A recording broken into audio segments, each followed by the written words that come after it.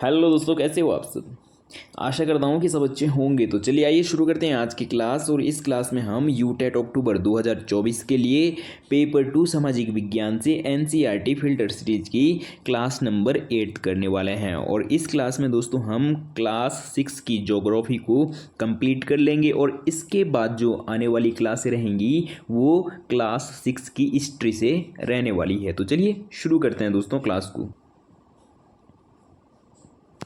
इस क्लास में हम कक्षा 6 भूगोल पार्ट 8 भारत जलवायु वनस्पति तथा वन्य प्राणियों से ये क्लास करने वाले हैं। तो चलिए शुरू करते हैं क्लास को शुरू करने से पहले अगर आप हमारे सारथी कोचिंग सेंटर में पहली बार हो तो चैनल को सब्सक्राइब और वीडियो को लाइक जरूर करें। और साथ में इस क्लास के अंत में एक कमेंट जरूर करें कि आपको हमारी क्लास कैसे लगती है। तो चलिए शुरू करते हैं क्लास को।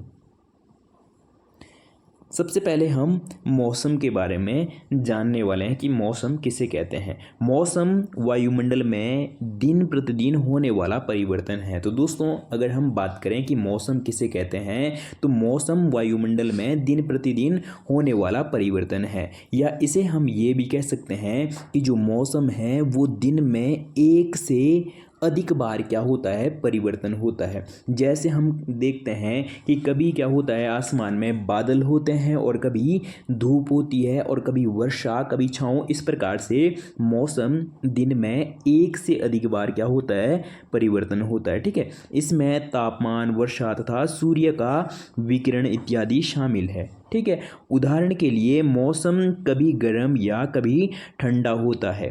कभी कभी आसमान में बादल छा जाते हैं तो कभी वर्षा होती है। ठीक है, तो आइए समझते हैं सबसे पहले शीत ऋतु को कि शीत ऋतु किसे कहते हैं। ठीक है, ठंडे मौसम में सूर्य की सीधी किरणें नहीं पड़ती है। तो दोस्तों ठंडे मौसम में हमारे देश में जो सूर्य की किरणें हैं वो सीधी नहीं पड़ती है, जिसके परिणाम स्वरूप उत्तर भारत का जो तापमान है वो कम होता है। ठीक है, इसलिए उत्तर भारत में क्या होती है, उस समय ठंड होती है। इसको हम सीधा सीधा इस प्रकार से समझ सकते हैं कि सुबह और शाम को हम देखते हैं कि जब सूर्य की किरणें हम पर क्या पड़ती है, तिरछी पड़ती है, तो उस समय हमें सूर्य की किरणों से उतनी ऊष्मा नहीं मिलती है। और जब दिन में सूर्य की किरणें हम पर सीधी पड़ती है तो उस समय हमें सूर्य की ऊष्मा ज़्यादा मिलती है। ठीक है, तो जब हमारे देश में सूर्य की किरणें सीधी पड़ेगी या उत्तरी गोलार्ध में सूर्य की किरणें सीधी पड़ेगी तो उस समय हमारे देश में गर्मी होती है। और जब उत्तरी गोलार्ध में सूर्य की किरणें तिरछी पड़ेंगी तो उस समय हमारे देश में क्या होता है, ठंडा होता है या शीत ऋतु होती है। ठीक है, तो चलिए बढ़ते हैं आगे की ओर।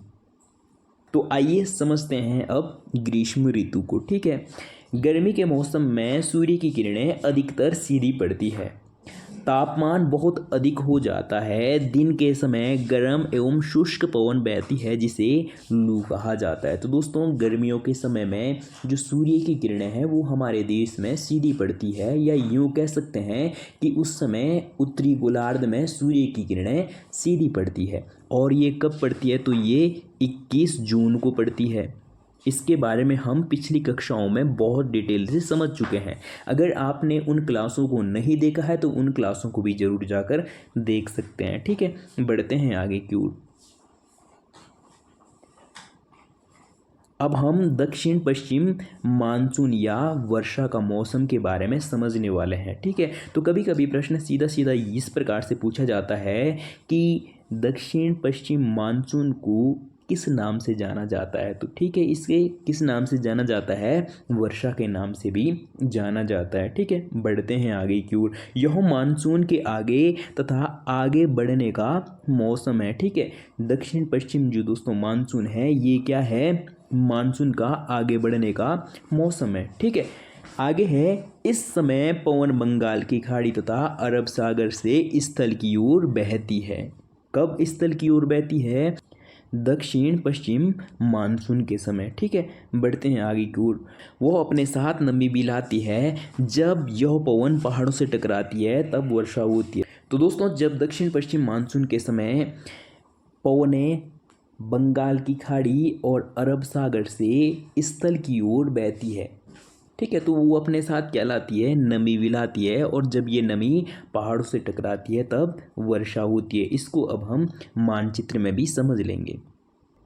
ये हो जाएगा दोस्तों भारत का मानचित्र, और इसमें दिखाया गया है कि भारत में जो मानसून का समय है वो कब से प्रारंभ हो जाता है। तो यहाँ पर हम देख सकते हैं जून, ठीक है, 1 जून से 5 जून में हैदराबाद में मानसून आता है, और 10 जून से मुंबई से, इस प्रकार से इन राज्यों में उत्तर प्रदेश तक पहुंच जाता है, और 15 जून तक जो मानसून है वो हमारे उत्तराखंड तक भी पहुंच जाता है। ठीक है, तो चलिए बढ़ते हैं आगे की ओर।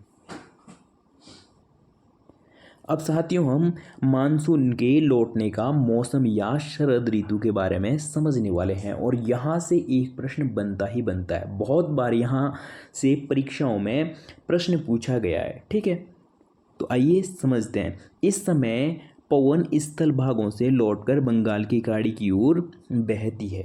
तो कभी कभी इस प्रकार से पूछा जाता है कि जब पवन स्थल से बंगाल की खाड़ी की ओर लौटती है तो उस समय भारत के किन राज्यों में वर्षा होती है। तो दोस्तों किन राज्यों में वर्षा होती है, तमिलनाडु और आंध्र प्रदेश में लौटते हुए मानसून के समय तमिलनाडु और आंध्र प्रदेश में वर्षा होती है। ठीक है, यह मानसून के लौटने का समय है।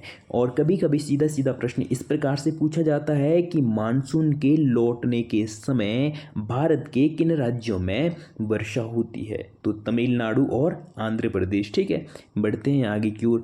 भारत के दक्षिण भागों विशेषकर तमिलनाडु और आंध्र प्रदेश में इस मौसम में वर्षा होती है। ठीक है, बढ़ते हैं आगे की ओर। यहाँ से बहुत बार परीक्षाओं में प्रश्न पूछा गया है। सीटेट की बात कर लें तो वहाँ पर भी बहुत बार यहीं से प्रश्न पूछा गया है। ठीक है, और यूटेट की बात कर लें तो यूटेट में भी यहाँ से बहुत बार प्रश्न पूछा है। ठीक है, बढ़ते हैं आगे की ओर। तो दोस्तों अब हम जलवायु के बारे में समझने वाले हैं।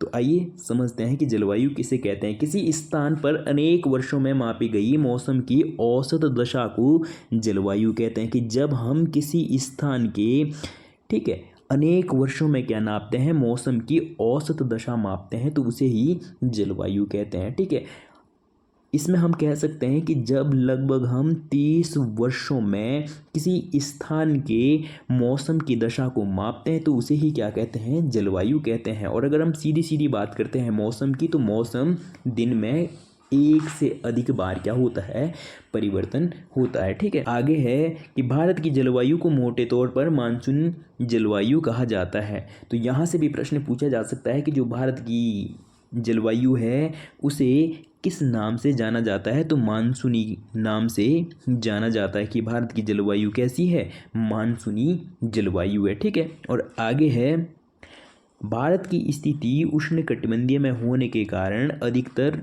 वर्षा मानसूनी पवन से होती है। अगला प्रश्न इस प्रकार से पूछा जा सकता है कि भारत में जो सबसे ज़्यादा वर्षा होती है वो कौन से पवनों से होती है। तो मानसूनी पवनों से भारत में सबसे ज़्यादा वर्षा होती है। ठीक है, आगे है कि भारत में कृषि वर्षा पर निर्भर करती है। यहाँ पर वर्षा होना था। ठीक है, कि भारत की जो कृषि है वो किस पर, वर्षा पर निर्भर करती है। बढ़ते हैं आगे की ओर। इसीलिए हमें भारत की जलवायु में क्षेत्रीय भिन्नता का अनुभव होता है। राजस्थान के मरुस्थल में स्थित जैसलमेर तथा बीकानेर बहुत गर्म स्थान है। तो दोस्तों जो भारत में राजस्थान है, राजस्थान में, ठीक है, जैसलमेर और बीकानेर ये भारत के क्या है, सबसे गर्म स्थान है।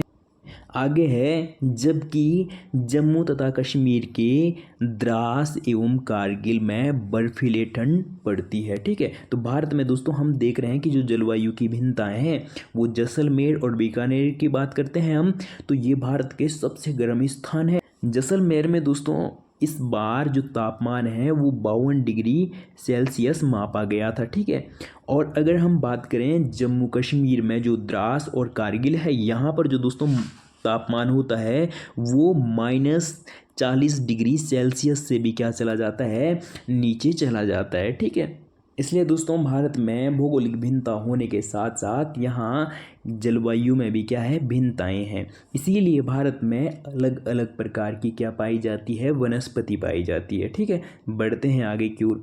विश्व में सबसे अधिक वर्षा मेघालय में स्थित मोंचिराम में होती है। तो दोस्तों यहाँ से भी बहुत बार प्रश्न पूछा गया है कि विश्व में सबसे ज़्यादा वर्षा कहाँ होती है, तो अपने भारत में होती है। और भारत के किस राज्य में, तो मेघालय में होती है। और मेघालय में भी कहाँ, मोंचिराम में विश्व की सबसे ज़्यादा वर्षा होती है।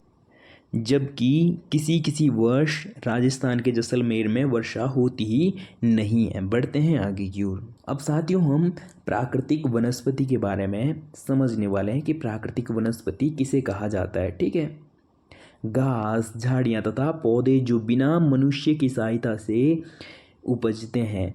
ठीक है, तो अगर हम बात करें कि प्राकृतिक वनस्पति किसे कहते हैं, तो दोस्तों ऐसी वनस्पति जो बिना मनुष्य की सहायता से उपजते हैं, ठीक है, उसे ही क्या कहते हैं, प्राकृतिक वनस्पति कहते हैं। ठीक है, जलवायु की भिन्नता के कारण भारत में अलग अलग तरह की वनस्पति पाई जाती है। तो दोस्तों इससे पहले हमने समझा कि जो भारत है, भारत में अलग अलग प्रकार की जलवायु पाई जाती है। जैसे हमने समझा कि जो राजस्थान है, राजस्थान का जैसलमेर और बीकानेर, यहाँ पर 52 डिग्री सेल्सियस तक तापमान पाया जाता है।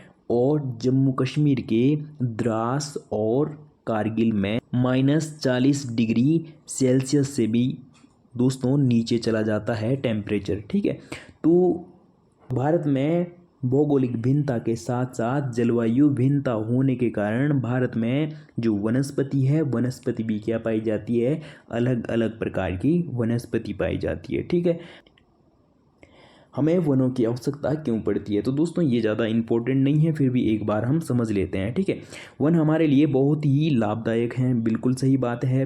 पेड़ पौधे ऑक्सीजन छोड़ते हैं जिसे हम सांस के रूप में लेते हैं, बिल्कुल सही बात है। कार्बन डाइऑक्साइड ग्रहण करते हैं, तो दोस्तों पेड़ पौधे क्या करते हैं, कार्बन डाइऑक्साइड ग्रहण करते हैं और ऑक्सीजन छोड़ते हैं। यहाँ से भी प्रश्न पूछा गया है। ठीक है, पेड़ पौधों की जड़ें मिट्टी को बांध कर रखती है। तो दोस्तों जो पेड़ पौधों की जड़ें हैं ये क्या करती है, मिट्टी को बांधे रखती है। इस कारण यहाँ से ये मृदा अपरदन को क्या करते हैं, रोकते हैं। ठीक है, मृदा अपरदन रोकने में पेड़ पौधे क्या है, सहायक है। इस प्रकार ये मिट्टी के अपरदन को रोकते हैं। ठीक है, आगे है, वनों से हमें ईंधन, लकड़ी, चारा, जड़ी बूटियाँ, शहद, गोंद इत्यादि प्राप्त होते हैं। ठीक है, अब हम वन्य प्राणी के बारे में समझने वाले हैं और यहाँ से भी हर परीक्षा में लगभग प्रश्न बनता ही बनता है। ठीक है, वन विभिन्न प्रकार के वन्य जीवों का निवास होता है। वनों में जंतुओं की हजारों प्रजातियां तथा बड़ी संख्या में विभिन्न प्रकार के सरीसृपों, उभयचरों, पक्षियों, स्तनधारियों, कीटों तथा कृमियों का निवास होता है। तो दोस्तों आगे है कि बाघ हमारा राष्ट्रीय पशु है। गुजरात के गिरिवन में एशियाई शेरों का प्राकृतिक निवास है। तो साथियों यहाँ से बहुत बार प्रश्न पूछा गया है कि जो एशियाई शेर है उनका प्राकृतिक निवास कहाँ है। तो जो गुजरात के गिरिवन है, गिरिवनों में एशियाई शेरों का क्या है, प्राकृतिक निवास माना जाता है। बहुत बार प्रश्न पूछा गया है। ठीक है, आगे है, हाथी तथा एक सींग वाले गैंडा असम के जंगलों में घूमते हुए मिलते। यहाँ से भी प्रश्न पूछा गया है कि हाथी और एक सींग वाला गैंडा कहाँ सबसे ज़्यादा पाए जाते हैं भारत में, तो असम में। ठीक, आगे है, हाथी केरल एवं कर्नाटक में भी मिलते हैं। हाथी दोस्तों केरल और कर्नाटक में भी मिलते हैं। ठीक है, ऊंट भारत का रेगिस्तान, तो दोस्तों ये कहाँ मिलते हैं ज़्यादा, तो राजस्थान में ही। और आगे है, तथा जंगली गधा गुजरात का जो दोस्तों कच्छ का रण है वहाँ पाए जाते हैं। ठीक है, और आगे है कि जंगली बकरी, हिम तेंदुआ, भालू इत्यादि हिमालय क्षेत्रों में पाए जाते हैं। यहाँ से भी प्रश्न पूछा गया है कि जो जंगली बकरी है और तेंदुआ, भालू इत्यादि ये कहाँ मिलते हैं, तो ये हिमालय क्षेत्रों में पाए जाते हैं। ठीक है, और आगे है कि मोर हमारा राष्ट्रीय पक्षी है।